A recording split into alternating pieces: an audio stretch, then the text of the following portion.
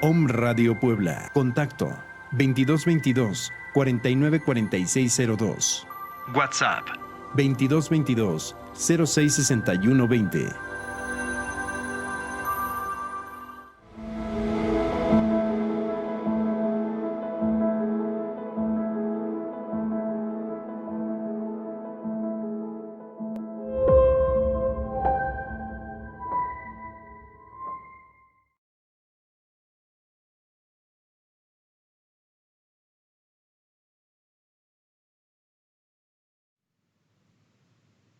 Buenas tardes, saludos a todas las personas que nos van a acompañar a compartir este momento tan especial en el cual vamos a hablar de salud en este espacio pues denominado Renovando con la doctora Cindy Cárdenas. Para mí este es un espacio súper especial porque hoy traigo como invitada a una gran colega, amiga. Estudiamos juntas en la Facultad de Medicina y pues conozco la calidad de persona y como sé que es una excelente profesional, pues la he invitado a compartir con nosotros en esta tarde. El tema de hoy es salud, emociones y microbiota y la doctora Yeire Pesotti, que es médico internista con enfoque en microbiota, nos va a aportar detalles, datos, información súper importante y que es crucial conocer cuando hablamos del tema de salud. Porque muchas veces pensamos que salud es simple y sencillamente la ausencia de enfermedades. Realmente no es así. La salud va mucho más allá de la ausencia de enfermedades, porque a veces pensamos que en el cuerpo no está pasando nada y están pasando muchas cosas que cuando por no prestarle atención nos toman de sorpresa y se desarrollan enfermedades que realmente no estamos esperando. Y esas enfermedades se las achacamos a la genética. La genética tiene una gran influencia en el ser humano, sin embargo, no es determinante. Y es por esto que en este espacio que vamos a estar compartiendo, la doctora Pesotti pues, nos va a estar hablando de cosas que debemos aprender, que como seres humanos que queremos tener una calidad de vida estable, un estilo de vida saludable, sin ese conocimiento pueden haber factores que se nos escapen. Entonces, le voy a dar la bienvenida a la doctora Yeire Pesotti, para que lo salude y entramos en conversación. Hola Yeire, ¿cómo estás? Hola Cindy, bueno, buenas tardes a todos los que nos están escuchando. Cindy, primero que nada, muchísimas gracias por la invitación, para mí es un placer de verdad. Como lo dijo Cindy, pues nos conocemos desde la universidad y pues de verdad que es una médico también que ve al paciente como un ser integral. Y pues eso es importante, ¿sí? Nosotros no solamente somos órganos diversos, sino que somos un conjunto de células, órganos y sistemas, y pues o sea, todo se interrelaciona. Entonces, para mí de verdad que, y hoy también vamos a aprender cómo la microbiota es precisamente como un director de orquesta en esa interrelación entre los diferentes sistemas y gracias Cindy pues por la oportunidad de poder compartir con el público y pues para mí es un placer. Gracias, Yeire. Entonces vamos a entrar en tema. ¿Tú nos puedes explicar o tú puedes compartirnos qué es la microbiota para que las personas se empapen y entiendan que este no es un término astronauta, sino que en términos muy sencillos y los podamos comprender para que tomemos conciencia de la importancia que tiene? ¿Qué es la microbiota? Bueno, realmente la microbiota, por definición solamente la palabra, significa los microorganismos tipo bacterias que habitan en mi cuerpo, ¿ok? Yo tengo microbiota en todo mi cuerpo, microbiota en mi cuero cabelludo, microbiota en mi piel, microbiota en mi nariz, microbiota a nivel de mi pulmón, inclusive otros seres vivos también tienen microbiota. Hay otro concepto que se parece, que es el microbioma, que ya implica otro tipo de microorganismos, ya no solamente bacterias, sino también hongos, virus, etcétera. Pero la microbiota, sobre todo la microbiota intestinal en el humano, ha tomado cierta importancia en los últimos 10 años. Y es porque esta microbiota intestinal del ser humano ha tenido muchísima investigación porque se sabe que este grupo de bacterias que habitan en el intestino tienen mucha injerencia en el funcionamiento de todos los seres humanos. ¿sí? No solamente a nivel digestivo, sino también fuera del sistema digestivo, que incluye obviamente el estómago, los intestinos, etc. Algo importante es que nosotros a nivel de este órgano, el sistema digestivo, también tenemos pues otro tipo de microorganismos. Tenemos microbiota y también tenemos microbioma. Pero hoy quisiera que nos centráramos específicamente en este grupo de bacterias que tal vez el público lo conoce como flora intestinal, que es la microbiota humana del intestino, que es la que más se ha estudiado en los últimos años, cuyo balance o desequilibrio, pues si está equilibrada o está desequilibrada, eso puede impactar positiva o negativamente, no solamente en mi salud gastrointestinal, digestiva en general, sino en mi salud inmunológica, ¿sí? Porque el sistema inmunológico, un gran porcentaje, entre un 60 y un 80%, se encuentra a nivel del intestino. Con mi salud metabólica, el riesgo de diabetes, cómo proceso ciertos alimentos, la misma salud digestiva. Muchas veces la microbiota está directamente relacionada en cómo digiero o no digiero ciertos alimentos, sobre todo ciertas proteínas muy populares hoy en día como el gluten o la caseína. Son proteínas que la misma microbiota humana en sí, en el intestino, puede colaborar en su digestión. También tiene que ver con lo que vamos a ver hoy, la salud mental. Se ha visto que existe una relación entre el balance, lo bueno, lo malo y lo feo que tengo en mi intestino, con las emociones que pueda sentir, inclusive con el desarrollo o no de enfermedades pues del sistema nervioso central, tanto salud mental per se, como inclusive otro tipo de enfermedades, inclusive enfermedades autoinmunes en general. Y pues este grupo de bacterias se considera un órgano, ¿sí? Se considera un órgano más del cuerpo humano. Inclusive muchos estudios recientes la están catalogando como un órgano endocrino, aunque realmente tiene muchas otras funciones.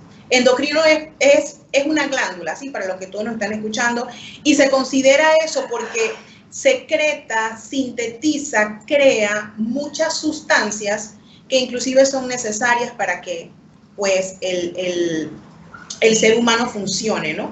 Entonces es un órgano, específicamente hablando de la microbiota intestinal del ser humano, ¿sí? Porque hoy nos vamos a enfocar en ella. Es un órgano y tiene funciones que no solamente son inherentes al lugar donde está, sino que están relacionadas con lugares extra o fuera del intestino. Y así como tú lo mencionas, como es un órgano y que tiene injerencias in situ y fuera también de su lugar, también es importante que las personas entiendan que tanto el sistema inmune como el sistema nervioso, como el sistema endocrino están relacionados de una manera directa. Entonces, cuando hay algún desbalance en alguno de ellos, se va a ver afectado de forma directa cualquiera de los otros. Es decir, cualquier desbalance en mi sistema inmune, por el motivo que sea, va a afectar a mi sistema endocrino, o cualquier desbalance en el sistema nervioso central va a afectar al sistema inmune o al endocrino, y desbalances endocrinos van a afectar al inmune y al sistema nervioso central. Entonces, por eso la salud debe ser integral.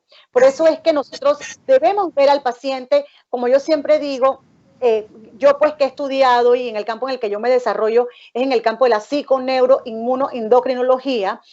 Es como agarrar al paciente y ver desde la psique qué está pasando, ¿verdad? Porque qué procesos de pensamiento, qué estás viviendo, cuáles son las circunstancias, porque esa psique va a alterar al sistema nervioso central. Entonces, abordar el sistema nervioso central, buscar métodos de relajación, manejo del estrés, ver cómo está ese sistema inmune, qué formas poderlo fortalecer, verificar también la alimentación, verificar todas las áreas dentro del paciente, porque una cosa que a veces no estamos pensando, o una causa que a veces no estamos pensando y ni la estamos tomando en cuenta, es la que me está produciendo una alteración emocional o una alteración funcional. Así es. Todo está relacionado. Entonces, yo diré, si tú pudieras, a ver, como sintetizarnos o hablarnos un poquito más, ¿cómo tú relacionas dentro de tu experiencia, porque yo sé que tú tienes testimonio y tienes experiencia en este tema de microbiota, ¿cómo tú lo relacionarías con la salud? Háblanos un poquito de eso. O sea, ¿cómo tú unirías todo para hablarnos de microbiota y directamente salud? Ok, miren, sería una conferencia de horas hablar inclusive de microbiota y diferentes órganos o sistemas. ¿Okay? Por ejemplo, hoy en día se habla mucho del eje intestino-cerebro, donde la microbiota intestinal del humano juega un papel cardinal en cómo se desarrolla ese eje. Hoy se habla de un eje también intestino-sistema cardiovascular, donde la microbiota juega un papel cardinal en cómo desbalances del intestino afectan el sistema cardiovascular. No tanto también porque si yo tengo una alteración de mi sistema inmunológico, que ya está demostrado que el sistema inmunológico tiene estrecha relación con la microbiota, porque se encuentra su gran porcentaje en el intestino, ¿sí? Entonces, si yo tengo un sistema inmune alterado, eso me puede llevar a mí, como tú lo has dicho bien, a tener afecciones en otros órganos, a tener inflamaciones secundarias al sistema inmune que me llevan a problemas de la tiroides, por ejemplo, que es parte del sistema endocrino, o algún problema autoinmune del sistema nervioso central. Y no es un problema perenne de la glándula, sino es originado en otro sistema que lo afecta. ¿Ok? Entonces, tal vez una forma en la que podamos resumir, o no tanto resumir, partir hoy y tal vez dar pie a otras futuras conversaciones, es el hecho de las funciones de la microbiota humana. ¿Cuáles son estas funciones de la microbiota humana? Básicamente a nivel intestinal, o sea, de esa microbiota que se encuentra ahí. Porque tenemos microbiota vaginal, por ejemplo, que tiene otras funciones a nivel específicamente, pues, del sistema reproductor de la mujer. Entonces, por ejemplo, la microbiota intestinal se sabe que una de sus principales funciones es mantener en equilibrio la barrera intestinal. Hoy ha ganado muchísima popularidad, por así decirlo, el término de intestino permeable, el famoso leaky gut en inglés.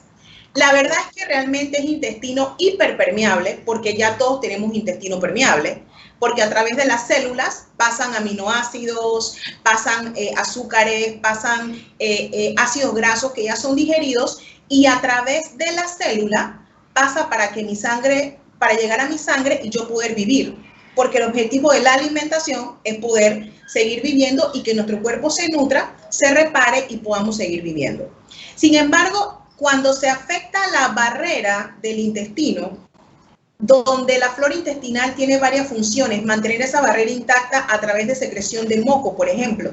Existen ciertas bacterias que secretan ciertas proteínas específicas que mantienen cierto balance del sistema inmune a nivel de la barrera intestinal, de la superficie de nuestro intestino, para obviamente proteger que el contenido intestinal tenga un tipo de comunicación directa con la sangre. O sea, esa es una de la importancia de la barrera. Y lo único que debe pasar a mi sangre son los nutrientes ya digeridos para que mi cuerpo los utilice. Si algo llegara a alterar el equilibrio de las bacterias involucradas en esto, porque como en todo, o sea, estamos hablando de trillones de bacterias, de más de 4.000 taxos o familias, por así decirlo, de bacterias diferentes, que tienen diferentes funciones. Entonces va a existir un grupo a las cuales su principal función es la creación y el mantenimiento de esta barrera. Si algo produce una disrupción en este equilibrio de este tipo de bacterias, yo puedo perder este moco, puedo tener una inflamación que me rompa inclusive las uniones entre células, ¿sí? Y esto hacer que aumente la permeabilidad del intestino, porque ahora ya no va a ser una permeabilidad donde va a pasar a la sangre lo que debe pasar, sino cualquier cosa que quepa. Por esos pequeños, de todo. Así es, por esos pequeños orificios que se van creando, pero al final es una consecuencia de un proceso que llevó a que la microbiota perdiera estabilidad y se diera este problema de la hiperpermeabilidad. Entonces, obviamente, otro tema, pudiéramos hablar de todas las consecuencias, que esto nos tomaría mucho tiempo, pero en resumen, por ejemplo, pueden pasar sustancias tóxicas de bacterias que no deberían pasar, por ejemplo, a la sangre, ¿sí? recordemos no, hay un término que se llama disbiosis intestinal, que es cuando, el término normal es eubiosis. Cuando yo tengo mi flora bien, mi microbiota bien, yo tengo eubiosis, ¿sí? Sí, Es como cuando el paciente... Como en equilibrio. Exactamente, exacto. Se llama eubiosis. Cuando está afectado se llama disbiosis. Entonces, si yo tengo una alteración de mi flora intestinal que me puede llevar a un proceso de aumentar la permeabilidad, lo más probable es que yo tenga disbiosis. Y en esa disbiosis el problema no es que solamente disminuyen el número de bacterias buenas que tienen ciertas funciones, sino que también pueden crecer bacterias que no deberían estar o que deberían estar en proporciones bajas, ¿sí? Porque todo es un equilibrio. Entonces, estas bacterias pueden producir sustancias, toxinas, ciertas lipoproteínas inflamatorias que pasan al torrente sanguíneo y pueden causar enfermedad. Se ha visto que este mecanismo de aumento de la permeabilidad, por ejemplo, hoy en día se sabe que tiene relación con el hígado graso, por ejemplo, la sustancia, el paso de esta sustancia, con ciertas patologías también del sistema cardiovascular, ni hablar de inflamaciones del sistema nervioso, puede también influir en la conducta. También pueden pasar, por ejemplo, proteínas no digeridas.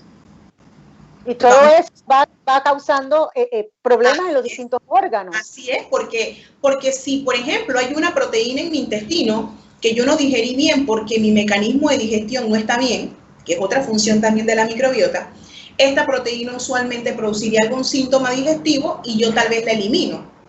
Pero al haber permeabilidad, ella puede pasar y ya en mi sistema sanguíneo el cuerpo la reconoce como extraña, porque no debería estar ahí. Entonces puede desencadenar un fenómeno de inflamación, una respuesta inmunológica, que a largo plazo produce una inflamación también crónica en el paciente, que ya se conocía hace varios años, que ciertas enfermedades como las enfermedades cardiovasculares, el paciente con obesidad, que le ha dado infarto, incluso el paciente diabético, tiene inflamación en su sangre, la famosa inflamación crónica de bajo grado.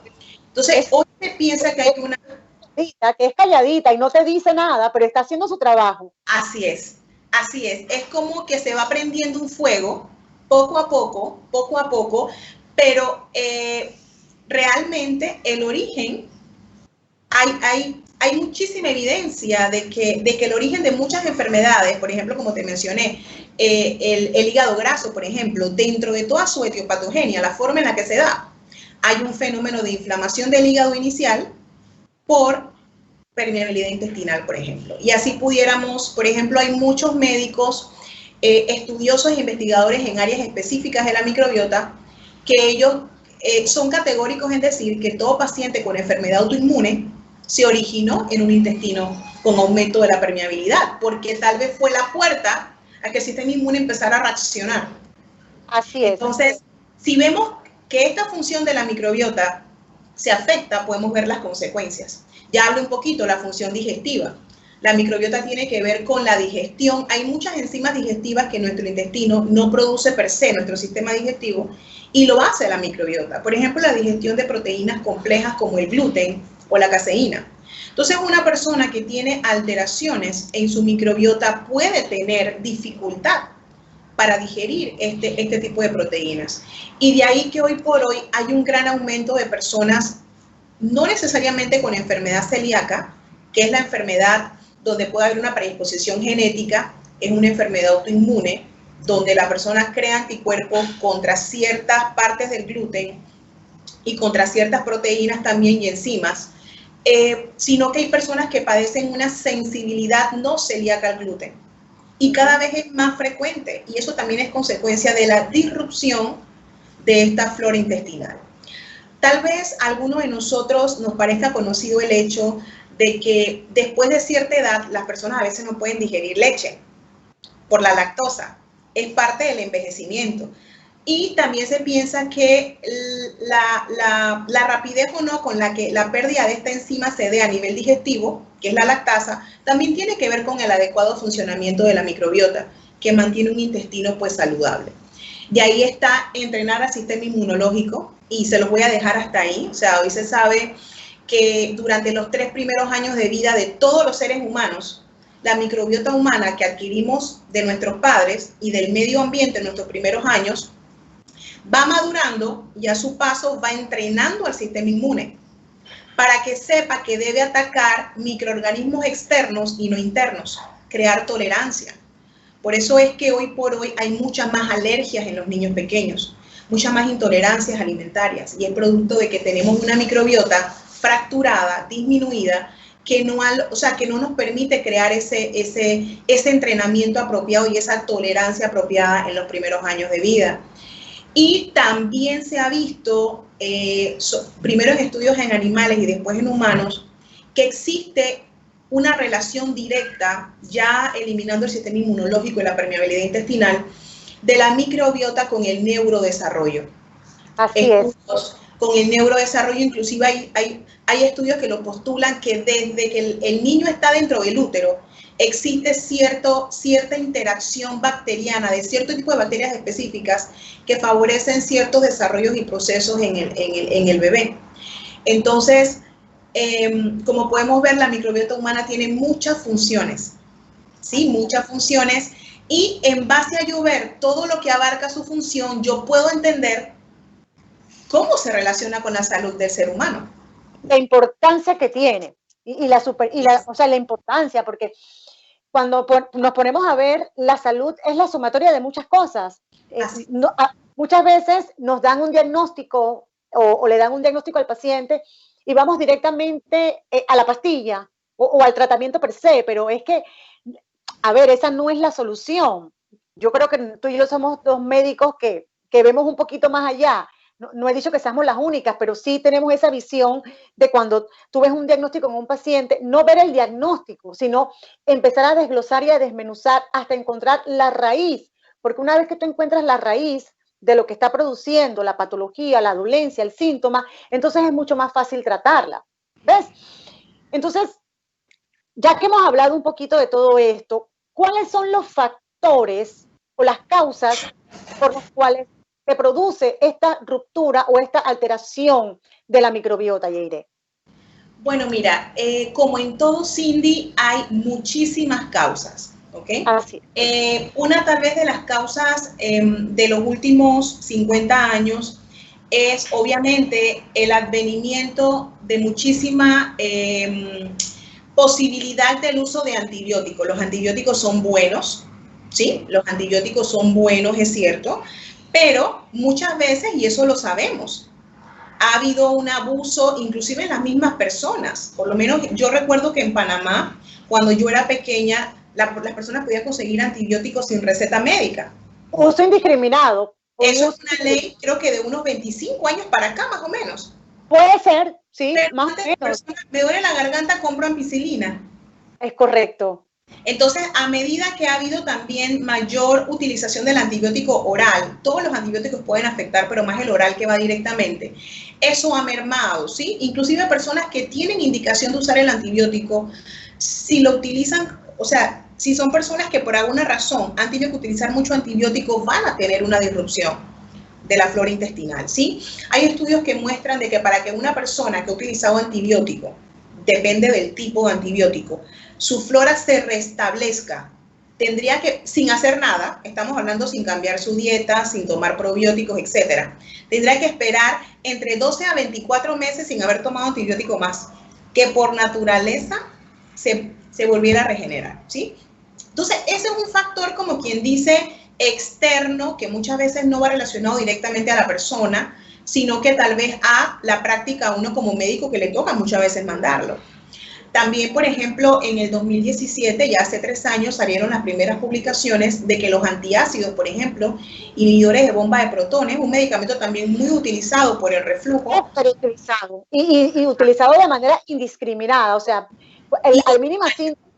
Exacto, tú vas y tú te tomas un antiácido que, para no hablar aquí de nombres específicos, ya, o sea, hay uno que es sumamente popular y es como si fuera a tomar agua, o sea, las personas lo toman como... Específicamente los inhibidores de bomba de protones, ese grupo es el que está demostrado. Y por ejemplo, el gastro muchas veces te dice, hay que tomarlo máximo por 8 semanas, pero la persona nunca va y dice, bueno, ahora yo lo puedo tomar, y entonces cada vez que tiene síntomas o lo sigue tomando. Que lo toma.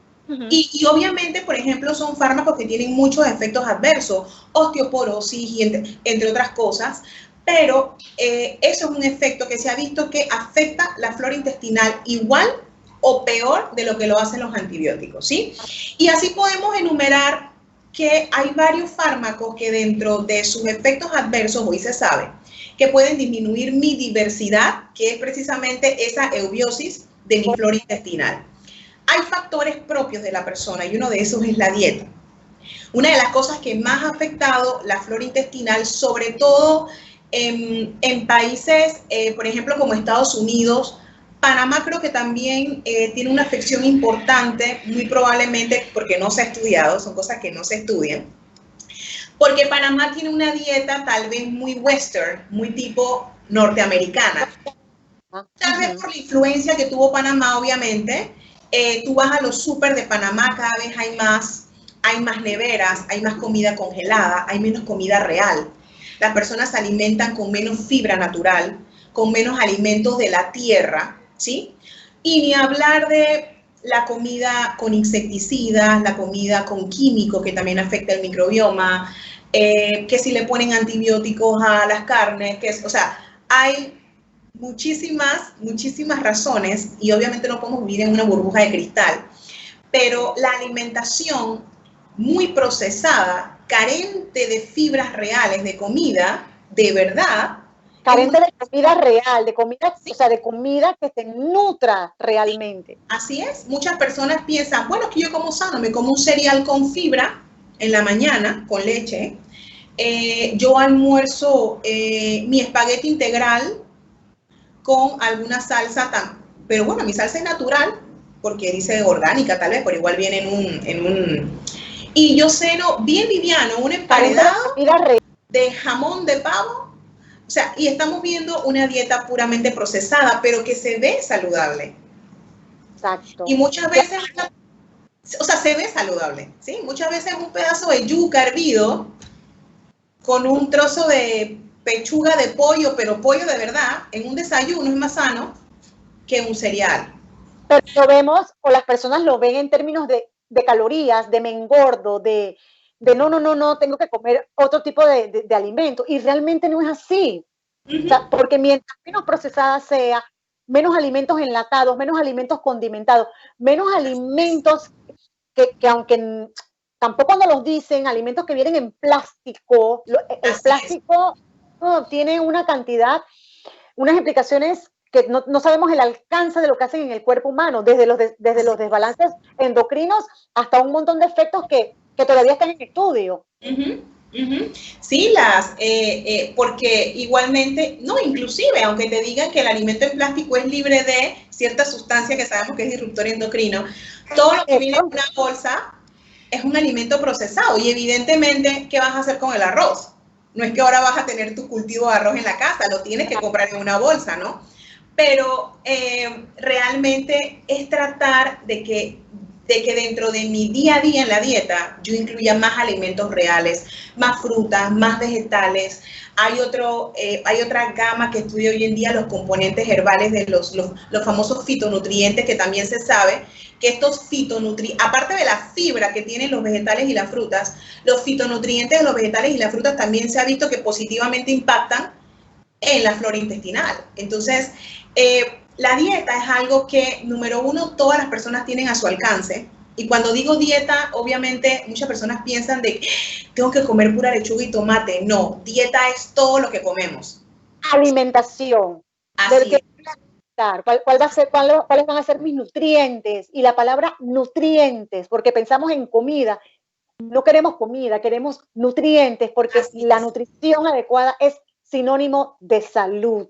Así es. Hay personas, inclusive pacientes que he tenido que están obesos mórbidos, y en ocasiones hago ciertos estudios y me di cuenta que tienen niveles vitamínicos por el piso. Le digo, usted se ve obeso, pero usted está desnutrido. Sí, parece mentira. Entonces, pero es real, es una realidad. A nivel celular, a nivel nutricional, la persona está desnutrida, porque tenemos el concepto que desnutrición, claro, una persona que no come, se desnutre. Claro. Pero vemos personas con obesidad mórbida, sobrepeso, que a nivel de sus de los nutrientes básicos, como tú lo dices, no se nutren. Están desnutridos. Y es como, a ver, no pensamos o no sabemos el alcance de lo que implica no incluir algunos grupos de alimentación dentro de los nutrientes que el cuerpo necesita. A veces pensamos, como tú lo acabas de decir, vemos una persona lozana, a veces con sobrepeso, y ay, ese está bien alimentado. O hay gente que lo dice, es como, yo estoy bien alimentado, yo como bien. A veces no es tan cierto, porque cuando vamos a ver y hacemos examen físico, hacemos una historia clínica, hay más desnutrición que cualquier otro tipo de cosa. Así es, y muchas veces eso impacta en las enfermedades por las que llegó.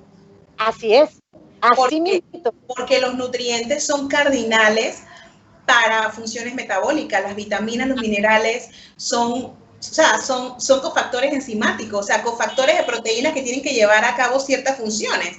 Entonces, una cosa lleva a la otra. Y lo cierto es que la alimentación es un factor cardinal. También se ha visto en algunos estudios que las alteraciones, por ejemplo, del ciclo del sueño, las personas que duermen menos, que duermen, por ejemplo, que no duermen de noche, sino de día, obviamente también impacta en el microbioma, inclusive directamente en la parte metabólica que lleva a desbalances que pueden llevar a obesidad inclusive. Y también, Cindy, mira, algo que ninguno de nosotros nos hemos salvado. Y es, hay una cosa que se llama la hipótesis de la higiene, lo pueden buscar en internet, donde los científicos tratan de, y creo que hay varios estudios que lo han demostrado, inclusive un estudio en New England Journal, muy conocido hace más de 20 años, que notó que los niños que vivían y crecían en granjas y que tenían muchos hermanos eran menos alérgicos, tenían menos enfermedades que los niños que vivían en la ciudad, en lugares más limpios. No es que ahora nos vamos a hacer limpios, ¿no? Por supuesto. Y entonces no se relacionaban o no estaban con el medio ambiente, con animales, no había esa exposición inicial a diferentes tipos de ambientes, porque nosotros tomamos microbiota del ambiente también. Por eso es que se piensa que el hecho de que hay ahora muchos edificios, de que la gente tenga menos contacto con la naturaleza, también hace que obviamente disminuya la microbiota. Recuerdo que mi abuela decía, echen a esos niños a la tierra para que agarren anticuerpos. Y yo lo recuerdo. Yo también. Tal cual. Así es, las abuelas tenían su sabiduría. Sí, incluso leí un estudio mexicano hace un tiempo que ellos allá estaban estudiando cómo la falta de exposición a ciertos parásitos influye en el desarrollo en la infancia, influye en el desarrollo de, por ejemplo, enfermedad inflamatoria intestinal, tipo Crohn y tipo CUSI, y hasta hicieron estudios utilizando larvas de ciertos parásitos para tratar a los pacientes. Entonces, y eso es algo de lo que ni tú ni yo nos hemos salvado, y que hace que nosotros, de unos años para acá, seamos adultos con disbiosis, aunque no parezcamos. Que no parezca. ¿Qué vamos a heredar a nuestros hijos? No, y también el hecho de cuando tú empiezas a estudiar, tú te mudas de un lugar a otro, automáticamente cambia. Así es. Tú empiezas de casa o empiezas un nuevo trabajo, automáticamente empiezas a adquirir lo que hay en ese ambiente y forma parte de ti. Entonces, todo eso va alterando. Por eso es importante tener esa alimentación, porque eso es lo que depende de nosotros. Así es. El resto no lo podemos controlar tanto, pero lo que sí depende es la alimentación que nosotros estamos llevando. Así es. Porque entonces tiene otra cosa que también es importante y es que ya sabemos que aproximadamente el 90% de la serotonina se produce en el intestino. Sí, y 80% más o menos, o sea, casi 90%, sí. Casi 90%. Algunos estudios, yo estuve hace poco revisando ese tema en la Escuela de Salud Integrativa en la que yo estoy, en la que yo constantemente participo, y ahí estuvimos hablando entre 85% y 90%, ¿no? Entonces, ¿cómo, desde tu experiencia, tú asociarías la microbiota con las alteraciones del estado de ánimo? ¿Qué tú has podido observar? O sea, ¿cuáles han sido tus experiencias clínicas? Bueno, realmente todos los pacientes, inclusive los que tienen una predisposición genética fuerte, porque aquí no solamente voy a englobar la parte de las emociones de ansiedad, estrés y esto, sino también enfermedades ya neuropsiquiátricas diagnosticadas, por ejemplo, esquizofrenia, depresión mayor, trastorno del espectro autista, trastorno de déficit de atención e hiperactividad, trastorno de ansiedad generalizado, ataques de pánico. Muchísimas publicaciones, metaanálisis, ya estudios, casos y controles, randomizados, o sea, ya se ha demostrado que estos pacientes todos tienen disbiosis, ¿sí? Se ha logrado en algunas investigaciones decir, bueno, este tipo de pacientes con esta enfermedad tienen mayor predisposición a presentar cierta alteración, tratando de buscar la huella de la genética microbiana, ya no la huella humana, la huella de la genética microbiana, porque sabemos que hay otra parte que todavía está, que cada vez sabemos más de la microbiota, donde los genes de las bacterias se relacionan, o como diría mi gran amiga, la genetista, la doctora Celia Cantón, conversan entre ellos. Conversan los genes bacterianos con los humanos para activar o inactivar cierta genética. Por eso se dice al principio de que la genética no es determinante, es cierto. Hay cosas, la microbiota, ciertos componentes, la epigenética, que es la que implica que se active o no se active. Entonces, es importante que todos estos pacientes presentan disbiosis. Algo que también se ve es, muchísimos de ellos tienen obviamente una disminución de la producción de serotonina, por ejemplo. También tienen disminución de la producción de otro tipo de sustancias como el GABA, que también se produce a nivel del tracto gastrointestinal en gran cantidad.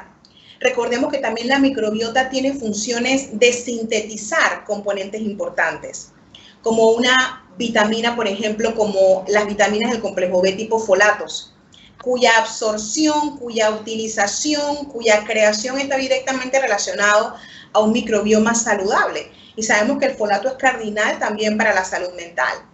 Por ejemplo, una vitamina B12. Los problemas de disbiosis muchas veces también alteran, producen malabsorción que me lleva a mí a pérdida de vitaminas liposolubles como la A, la D, la E y la K. Y la vitamina D, hoy por hoy, es una molécula, sí, es una molécula, como lo dijo Medscape hace unas semanas, la molécula de la semana. Y se ha visto que es claramente implicada también en la salud mental. Entonces, como vemos, la disbiosis produce inflamación, aumento de la permeabilidad intestinal, alteración en, como yo dijeron, ciertos alimentos que también pueden impactar directamente en la salud mental. Por ejemplo, hace poco leí un estudio que se hizo con 120 pacientes y demostraron que el combinar probióticos con dieta sin gluten beneficiaba al paciente con depresión mayor porque como no tenían los mecanismos apropiados para digerir el gluten, si el paciente, es más, hasta cuando tomaban enzimas digestivas, el gluten pasaba a la sangre o en el mismo intestino ya producía mecanismos inflamatorios inmunológicos que producían inflamación a nivel del cerebro. Entonces, hay muchísimos factores, tanto de la misma presencia de diferentes tipos de bacterias, como lo que eso me lleva. Disminución de GABA, de serotonina, de ciertos nutrientes, permeabilidad intestinal, que al final, ¿dónde repercute? En la salud mental, entre otras cosas, Ahora, ¿que hay predisposición genética? Claro que puede haber. Hay familias donde, yo tuve un caso de unos familiares donde muchos tenían esquizofrenia en la familia. Evidentemente uno, pero si uno se pone a pensar, muchos también salen que no tienen el gen. Pero si pensamos que la microbiota la heredamos o la compartimos con la familia, entonces, ¿qué herencia estamos heredando? ¿De dónde vino la herencia? ¿De la genética humana o de la genética microbiana? Que tiene 30 veces más. ¿Y cómo abordarlo? Desde darle solamente al paciente un medicamento para tratar la enfermedad o desde empezar a trabajar al paciente de manera integral con el profesional adecuado y empezar entonces a trabajar la microbiota humana para coadyuvar en el estado de salud. Por eso es que la epigenética, o sea, es súper importante tomar en cuenta el control del ambiente por encima de la genética. Así es. Y abordar todas las áreas para darle al paciente distintos recursos, distintas herramientas que lo ayuden dentro de sus circunstancias a tener una mejor calidad de vida. Así es, así es. Y no quiere decir que no va a tomar un fármaco si lo necesita. Por Una supuesto, vez que llega una paciente que tenía un trastorno, ataques de pánico, trastornos de ansiedad, y me llega al consultorio y me dice, doctora, yo no quiero tomar fármacos, por eso vine con usted. Y yo le digo, muy bien, pero yo le tuve que decir a ella, mire, lo que ocurre es lo siguiente, tengo que hablar con su psiquiatra. Porque si usted ahorita mismo no le damos un fármaco para estabilizarla, usted no va a tener la estabilidad, o sea, no va a estar estable para iniciar el proceso conmigo, que tal vez en un tiempo le permita o bajar dosis o tal vez eliminar el medicamento. Eso es algo que podemos conversar. Y con el tiempo se ve. Y uno lo va a ver con el tiempo y con la evaluación del paciente. Un paciente hipertenso que te llega y te dice, doctora, yo quiero hacer un estilo de vida diferente para que mi presión baje. Pero si tienes 250 sobre 140, tenemos que dar un medicamento y tenemos que esperar que tu estilo de vida haga que eso luego se pueda normalizar, porque dentro de las normas de manejo del paciente diabético, hipertenso y muchas enfermedades, la alimentación y el estilo de vida son parte de eso. Así es. No fumar, porque no estamos solamente de dieta, no fumar, no tomar licor. El alcohol acaba con la microbiota también intestinal. ¿Sí? Entonces son muchas cosas en el estilo de vida que impactan. Es un estilo de vida lo más saludable posible. No caer como en los extremos de una cosa, es un poquito que necesitas, o sea, el medicamento, la alimentación, el hacer ejercicio, dormir de manera saludable, manejo de estrés, emociones más asertivas, o sea, es un trabajo, trabajo multidisciplinario, claro, con diferentes profesionales que puedan ayudar a la persona a justamente eso, tener una mejor calidad de vida. Y ahorita que lo tocaste, hay publicaciones que también avalan que el estrés, como afecta el sistema inmunológico, que está demostrado también puede afectar negativamente el microbioma.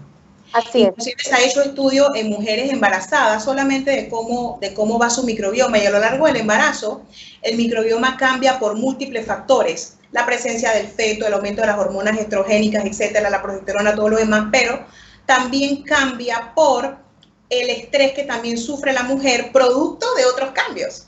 Claro, y producto de otros cambios externos y de cambios internos, o sea, es un montón de cosas. Así es, pero el estrés también impacta. Es doble vía, porque si mi microbiota está mal, me estreso más. Y si estoy más estresado, mi microbiota puede empeorar. Entonces, todo está relacionado, todo está relacionado. Es manejar las diferentes áreas, Ahora, es que este tema es súper amplio, súper importante, es como tomar conciencia de que nosotros, así como tú lo acabas de decir, y estoy totalmente de acuerdo contigo, cuando se necesita el medicamento, se necesita, porque dentro de las guías prácticas y de las guías de manejo están bien claras y bien establecidas. Esto no es algo improvisado. Sin embargo, ¿qué más puedes hacer para mejorar tu calidad de vida? Y eso siempre va a depender de cada ser humano. Así es. Y para no seguir desarrollando enfermedades y terminar tomando 5, 6, 7, 10 medicamentos y disminuir tu esperanza de vida, porque si la persona no cambia el estilo de vida, Cindy, es lo que viene. Los fármacos ayudan a controlar la enfermedad, no a prevenir enfermedades. No, y otra cosa, o sea, es como ir pensando que tu jubilación está destinada a la compra de medicamentos. Así trabajaste, no hiciste más de 4 cosas porque había que trabajar, porque hay que estar bien, pero no te cuidaste. Entonces, todo ese tiempo que trabajaste y te estresaste y un montón de cosas, eventualmente una gran parte de ese dinero, que es parte de tu jubilación o de tus ahorros, se va a ir en compra de medicamentos, porque el cuerpo siempre tiende a manifestarse. Así Como ya nos queda mucho tiempo, mira qué rápido se ha pasado esta entrevista cuando estamos hablando de cosas que nos interesan y de que nos apasionan. Yo quiero que les hables un poquito a las personas que nos están escuchando y a las que nos verán después, porque este video queda en las redes sociales, de los probióticos. Todo el mundo puede tomar probióticos. Yo lo tomo de una forma, pero háblanos desde tu experiencia, quiénes lo pueden tomar, cómo lo pueden tomar, qué tú nos puedes decir con respecto al tema. Bueno, los probióticos es un suplemento que realmente en lo personal considero que todo el mundo debería consumir. Ahora, no es una receta de cocina. Por ejemplo, podemos tomar el ejemplo del tema que estamos tocando hoy, microbiota y emociones, salud mental, como lo querramos ver. En el paciente con algún problema, ya sea emocional o que se manifieste en la conducta o neuropsiquiátrico, la experiencia que he tenido es que el uso de probióticos debe ser estrictamente bajo supervisión médica. Existen cepas específicas, por ejemplo, un Lactobacillus helveticus, un Bifidobacterium longum, un Lactobacillus rhamnosus, que están estudiados, que ayudan al paciente con depresión, que ayudan al paciente con ciertos trastornos, trastorno del espectro autista, trastorno de ansiedad. Ya se sabe, inclusive hay algunos probióticos que están siendo estudiados hasta en epilepsia. Entonces, pero cuando lo que se afecta es funcionamiento neurológico, emociones, que son dentro de las enfermedades donde más grave puede inclusive, si un paciente tiene un ataque de ansiedad, por ejemplo, pacientes inclusive pueden llegar a suicidarse. Un ataque de pánico, sienten que se van a morir, ¿me explico? Entonces, ¿qué es lo que ocurre cuando el paciente tiene una disbiosis importante? El intestino está inflamado, ¿sí? Primero, tiene bacterias que no debe tener. Segundo, tiene inflamación, tiene aumento de sustancias tóxicas. Y el uso de probióticos, primero tienes que decidir con qué bacteria vas a empezar, depende del caso, ¿sí? Usualmente debes empezar con una sola, en una dosis baja. Hay muchas herramientas que uno puede utilizar, diluirlo, no diluirlo, dar uno más bajo, pero ¿por qué? Porque el paciente puede empeorar sus síntomas al principio. ¿Y cómo yo hago la analogía? Imagínate que tú tienes un cuarto en tu casa lleno de muebles que no has abierto en 5 años. ¿Cómo está ese cuarto? Lleno de polvo, desordenado. Puede tener de todo ahí. Si tú no lo tocas, no pasa nada. Pero si tú abres la puerta y empiezas a pasar un plumero, así es, todo. Eso es lo que ocurre cuando tenemos, y puede ocurrir en cualquier paciente con disbiosis. Y los pacientes, por ejemplo, con obesidad tienen disbiosis, pero por ejemplo le das un probiótico y ¿qué síntoma tienen? Diarrea. Y bueno, la diarrea yo se lo advierto que le va a dar, pero es tolerable. O algún paciente me dice, doctora, me dio dolor de cabeza. Pero cuando el paciente lo que le puede pasar es empeorar su crisis de ansiedad, tener un ataque de pánico. Eso hay que vigilarlo. Eso tiene que ser bajo prescripción médica, ¿sí? Bajo prescripción médica. Otro ejemplo, las enfermedades autoinmunes también. Si bien es cierto, deben tomar, también debe tratar de hacerse bajo la prescripción de su médico, porque también hay bacterias mejores que otras en ese tipo específico. Pero si yo soy una persona que estoy saludable, por ejemplo, ¿por qué estoy saludable? Porque yo me fui a hacer mi chequeo, mis laboratorios están bien, no tengo la presión alta, tengo sintomatología. O puede ser que esté sobrepeso, pero no me han encontrado nada. De repente tengo algo por ahí que todavía no me han visto, que debe haber. Pero, sí, o sea, duermo bien. Entonces, por ejemplo, yo puedo empezar a suplementarme probióticos con alguna especie lactobacilo, por ejemplo. ¿Sí? Tratando de que no tenga más de 2 especies. El Lactobacillus acidophilus es bastante bien tolerado. El Rhamnosus también.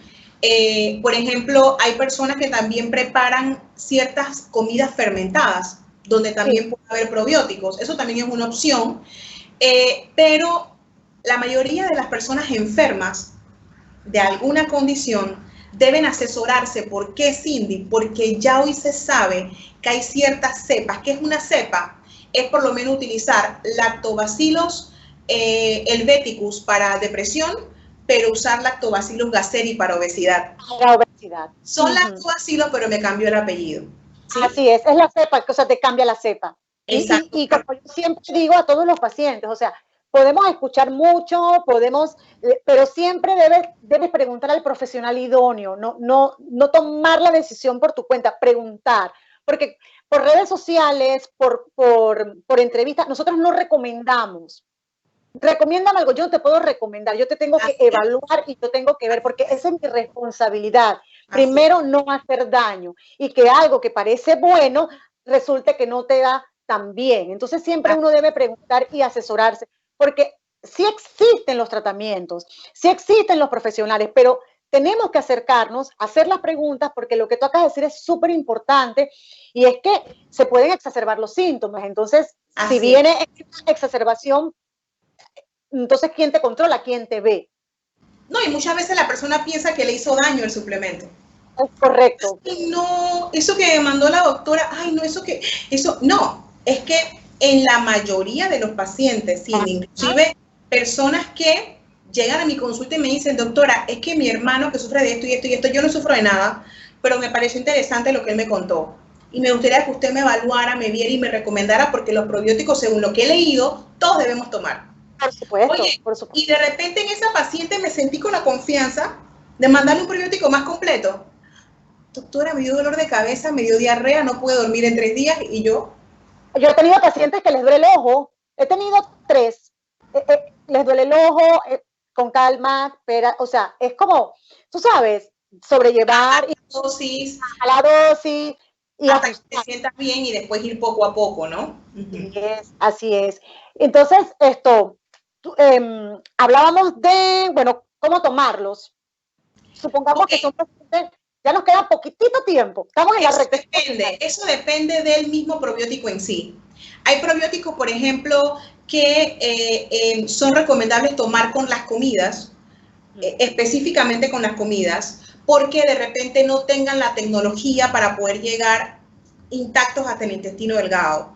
Y inclusive uno los puede utilizar porque también los utilizamos para tratar, por ejemplo, pacientes con reflujo, pacientes con Helicobacter pylori, también les va bien con los probióticos como tratamiento adyuvante a la terapia regular. Pero usualmente el probiótico que uno debe escoger, tanto el médico como el paciente, es uno que te garantice que va a llegar intacto también al intestino delgado, donde debe hacer su mayor función. Un probiótico así tú lo puedes tomar en ayunas, lo puedes tomar antes de dormir, lo puedes tomar con las comidas, ahí no va a importar. Hay algunos que incluso vienen en liberación prolongada, depende del probiótico. Pero como los pacientes siempre van a tener síntomas, que lo empiecen a tomar con las comidas siempre. Ok, Yaire, te quiero dar gracias, se nos acabó el tiempo. Yo sé, 5:59. Tus contactos, ¿dónde te pueden encontrar, Yaire? Tu número de teléfono, tus redes sociales, ¿cómo te pueden encontrar? Ok, mis redes sociales mías personales como médico son @doctora.ypesotti en Instagram. En Facebook soy doctora Yaire Pesotti en Facebook. También está la red de mi consultorio que es Aflora Salud. Lo encuentras así tanto en Instagram como en Facebook. Y mi consultorio, ya lo dije, se llama Aflora Salud en Panamá. Y por redes sociales pueden contactar, inclusive pues he asesorado a muchos pacientes que viven en el extranjero. Tenemos una gran cantidad de pacientes que viven en el extranjero y bueno, hay uno tratando de decirle, mándame la foto para ver cuál compras, pero ahí vamos, ¿no? Aflora Salud o Yaire Pesotti. Muchísimas gracias. Te tengo que invitar de nuevo porque de verdad que este tema es súper emocionante y apasionante. Y bueno, gracias a todas las personas que se conectaron, a las que nos verán más tardecito. La doctora Pesotti y yo estamos para servirle pues en lo que podamos ayudar y colaborar. Y bueno, nos vemos en la próxima transmisión de mi programa que será el 22 de septiembre. Así que pues allí les anuncio más adelante de qué tema. Y muchísimas gracias, Yaire, y a todas las personas que nos vieron. Gracias por la invitación. Chavito. Bye. Chao.